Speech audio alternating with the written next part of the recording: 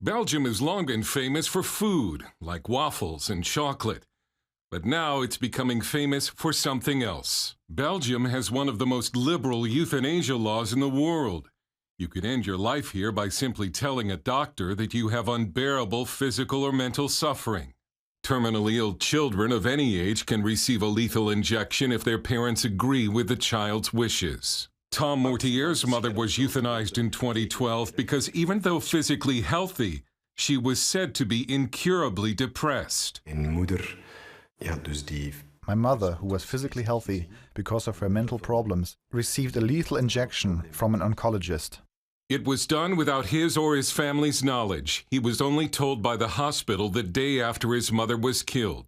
My mother had several mental problems. She had to cope with depression throughout her life.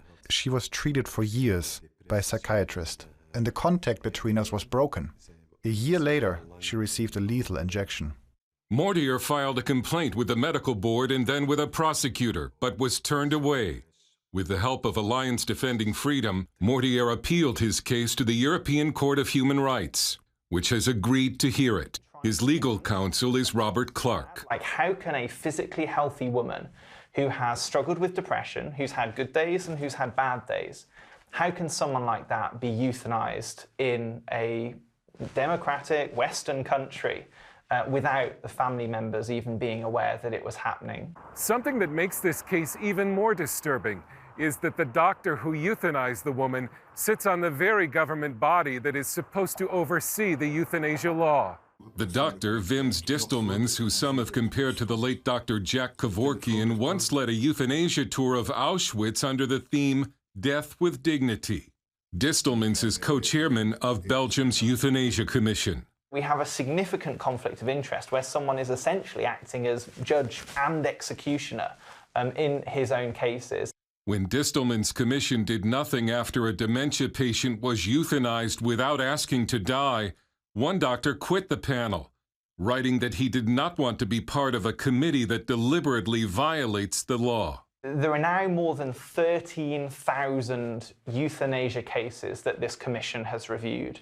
And in those 13,000, I'm aware of now one which has been referred to the prosecutor. As ethical safeguards have fallen in Belgium, some say killing has become a part of medical care.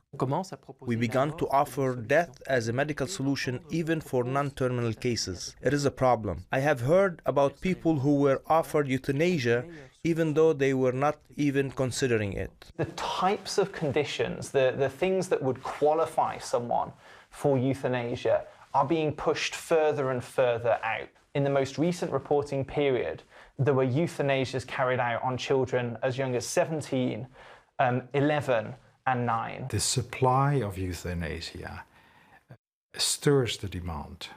What you see is that for an increasing amount of people, euthanasia becomes the default way to die. When we find someone who's requesting to die, who's standing on the proverbial edge of a bridge, and instead of trying to talk them down, the state is pushing them off. Clark says Belgium is now the ultimate cautionary tale for any nation that wants to legalize euthanasia. And I think we have to ask ourselves, is that the kind of society that we want to live in? Or do we want to live in a society with laws that say that vulnerable life should be protected and that all life, no matter what stage and no matter the health of the person, has dignity and value? Dale Hurd, CBN News, Brussels.